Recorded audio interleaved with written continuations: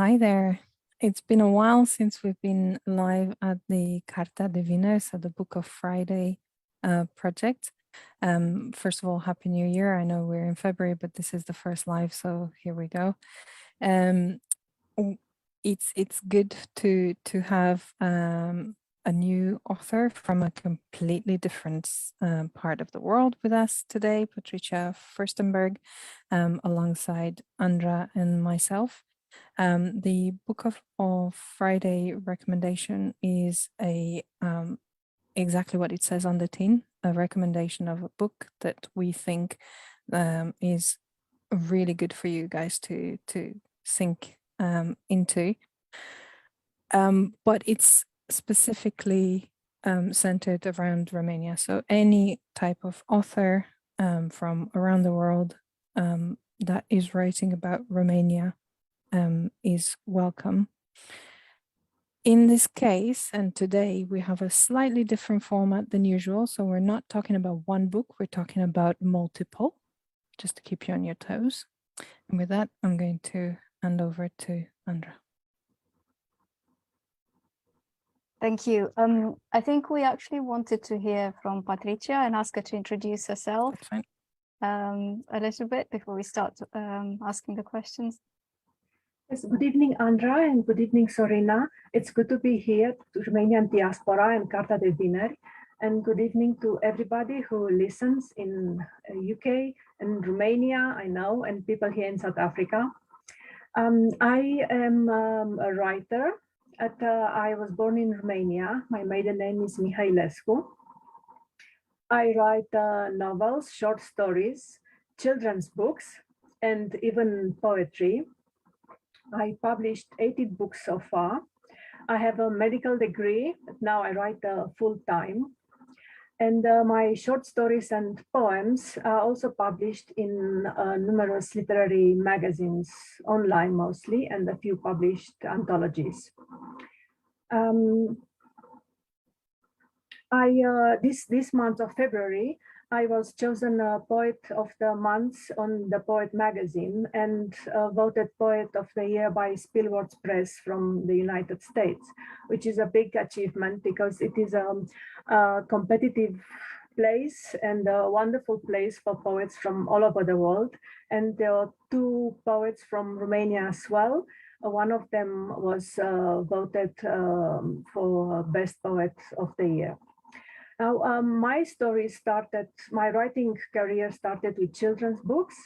I wrote about dogs, and then I wrote about a South African dog that was in the World War II. He was in the Navy. And then I moved to dogs in the war of Afghanistan. And this took me to history, and I rediscovered love for history. I returned to Romania, and also through my blog, where I shared stories from Romania and folklore and history and mythology. And the fact that the bloggers were so interested in reading and they received my stories with so much excitement got me thinking to write maybe more about Romania and try and publish some books that will be available all over the world. And I chose the format of 100-word stories because I wanted to challenge myself.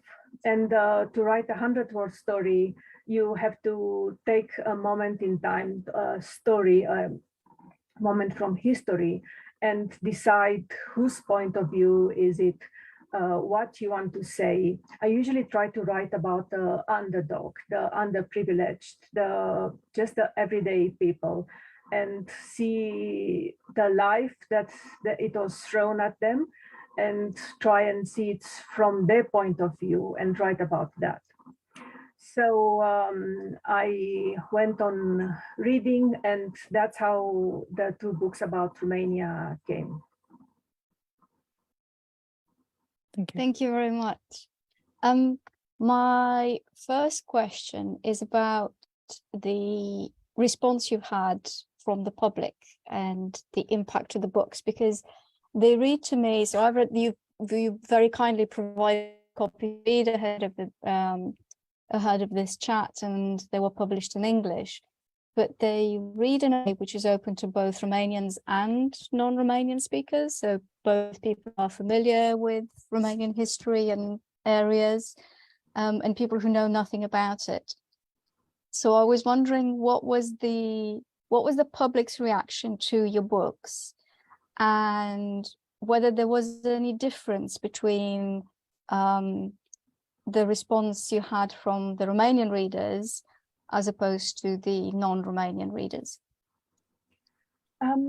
Yes, I heard from, let's start with the English readers, because I think writing in English, it's the first market that I reach.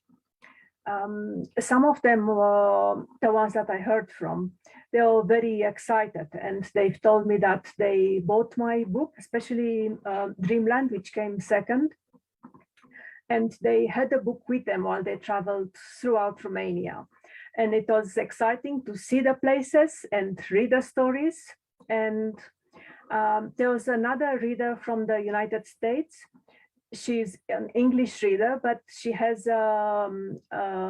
emotional connection with Romania because her father emigrated from Romania before she was born to the United States. And she was very excited to read about her father's homeland and remember the stories that he told her when she grew up. And she discovered those stories in my books. With the Romanian readers, I've heard from them, but mostly the English speaking, because the books are not yet translated in Romanian. And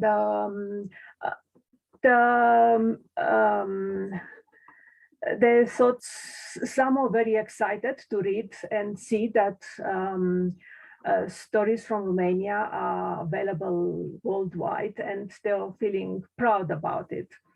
And it was just a reader, a Hungarian reader. She didn't agree with my point of view, which is the point of view of a writer, not a historian. My books are fiction books mostly based on historical events. So yes, it was interesting to hear about the readers. But the readers on my blog, I published a few of the stories on my blog to see what my blog readers think of them.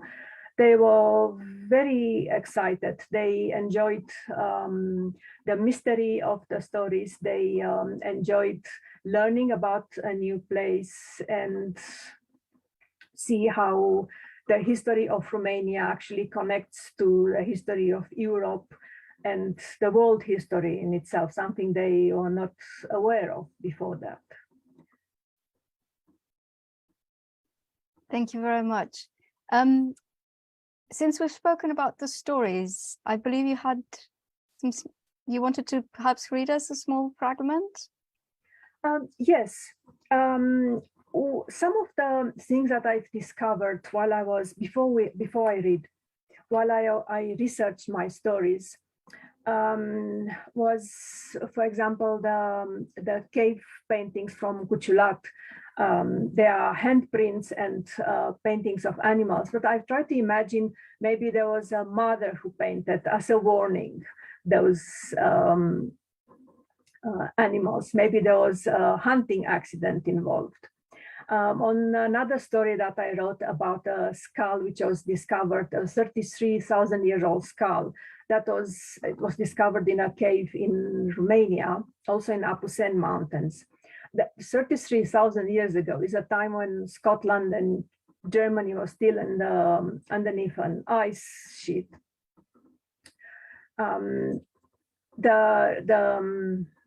New research on this skull, it shows that there's actually a murder that occurred. So I've tried to see the story. It is a love story and a love triangle and a fight of a woman. So this is how this story came through. Something else which I enjoyed discovering is how the study of human names and the study of place names is reflected in some places, names and towns in Romania. For example, the origin of Mihailene. It was especially interesting for me to discover because my maiden name is Mihailescu.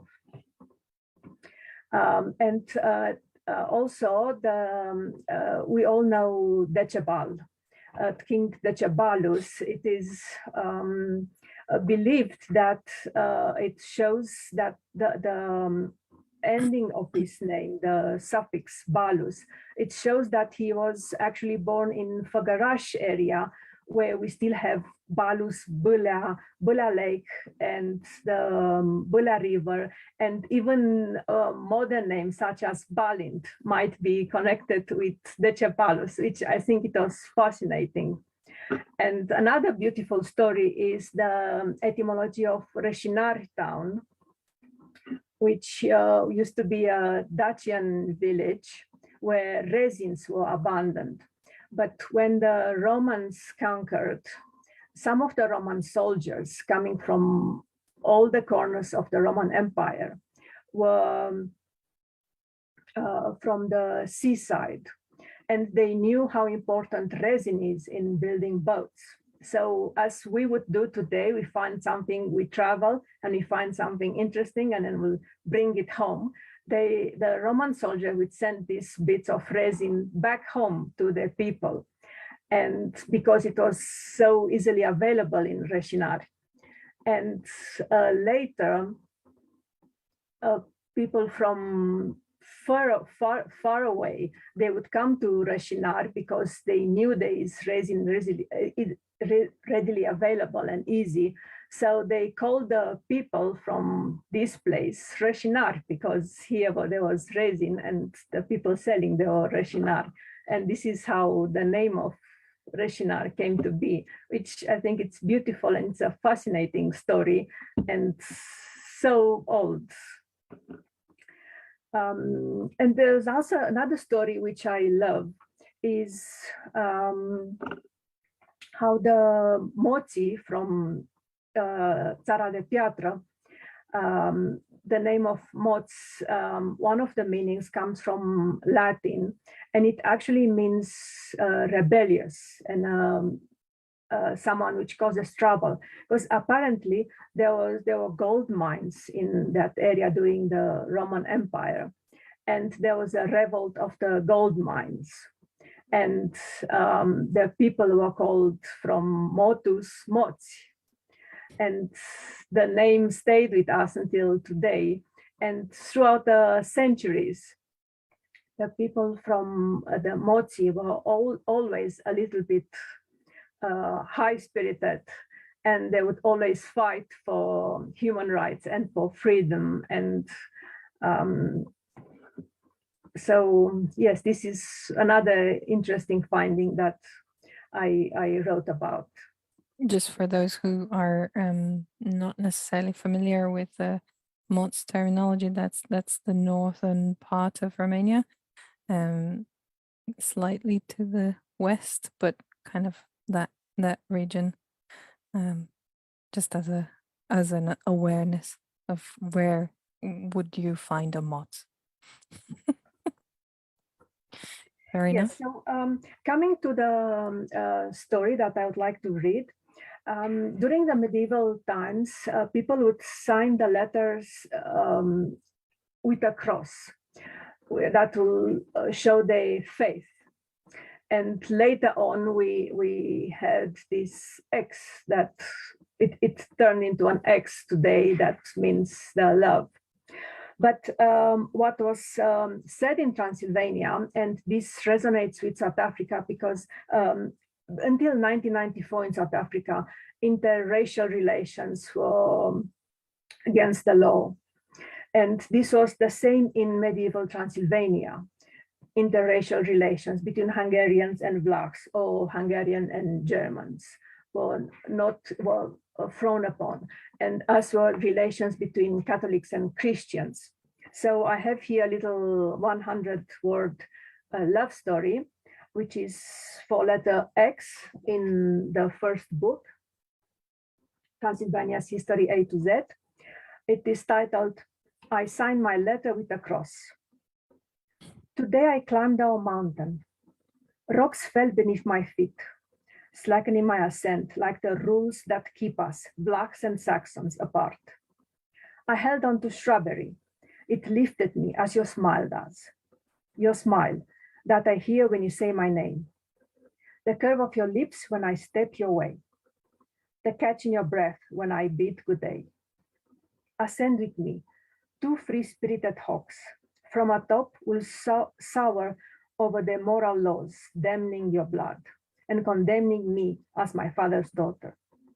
I sign my letter with a cross, press my lips upon it.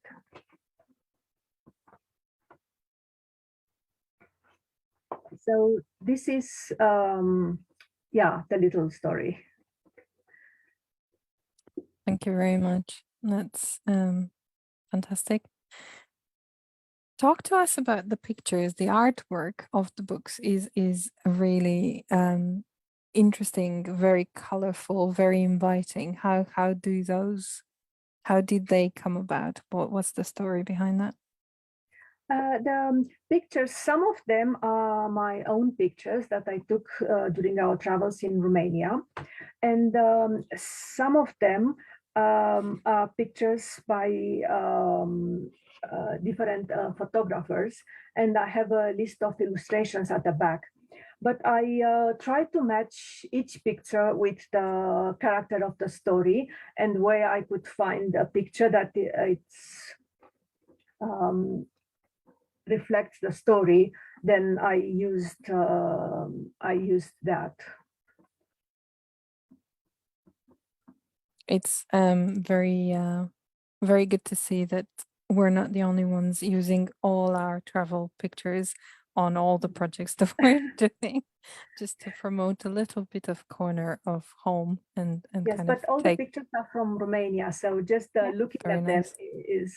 Yes, and there are color pictures, which I have to say it brought up the price of the paperback. But yeah. Totally worth it. Yeah, thank you, Zorina. Yeah, absolutely. It's the first thing that attracts you to the book, and I think it's the right strategy in that respect. Yep, and it's really funny because I have holiday photographs from some of the exactly the same spaces and streets even. It was it was really fun when I was reading it and I recognized them. So you've spoken to us about what you've written already. What lies in the future for Patricia Furstenberg? Well, I'm right now I'm working on a historical fiction trilogy. I started somehow at the back. I started with the last book, which is a contemporary story, drawing from the previous two. And just like the stories from Transylvania's History A to Z and Dreamland book, I'm looking at the everyday people and how history surprised them. It's the first two parts of the story are set in the medieval times. We travel to Wallachia and to Moldavia and Transylvania. And the main character is a young girl. She's a Saxon girl. So she has to hide her friendship with a young Vlach boy, which was one of the workers in Brașov at that time. And she's uprooted from her place of birth, and she suddenly finds herself in Wallachia, and everything is different. The food is different, the noises are different, the layout of the town is different, the people speak so fast, like the ones from Bucharest. I'm from Bucharest, so my family, my children, my husband, whenever I speak to my friends, first impression is that we are fighting because he speaks so fast and so animated, and I was so excited, and we use our hands, and so everything is like, it's like a different world for her. And what she meets Vlad Țepeș, but this is a time when Vlad is very young, between his first and his second time when he was on the throne of Wallachia. It's a time of his youth that is very little known of. He's a side character, a very strong side character, and this girl, she is in his shadow. She's dazzled by his light, but I wanted to use her and her Vlach friend to show that, to show a different side of Vlad Țepeș.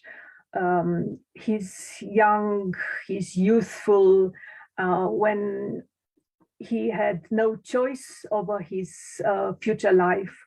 He was born the son of a prince. I don't think he had a choice over his life like we could do now. We can suddenly decide, I'm going to change my career. I've changed my career. I was lucky to do that. But back then he didn't have this choice. So it is also a story of discovering different parts that Romania are now, different principalities. And I'm trying to bring some mystery in it. And it also looks at how the writers of medieval time, how their life was, as there were no copywriting. The writing materials were so scarce, and bringing any thoughts on any kind of paper was different than what we have now. And the idea is, what if this girl who witnessed the youth of Vlad can write about it, and then those documents are being found are being discovered by someone from his bloodline, a contemporary woman, and how will that change what we know about history and what we don't know, because that is a time when a lot is known and yes, very little is known. It sounds like this should be pretty much a sequel to the series that Netflix have put on at the moment, with the rise of the empires, with the Ottoman Empire. There was quite a good season there with Vlad Țepeș at its center. Maybe that's something we should tell them about. Who knows?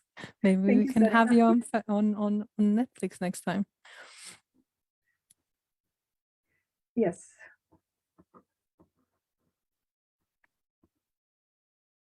Okay. So in terms of where we go from here, I think you also prepared a book recommendation from your own perspective, apart from obviously the books that you have written.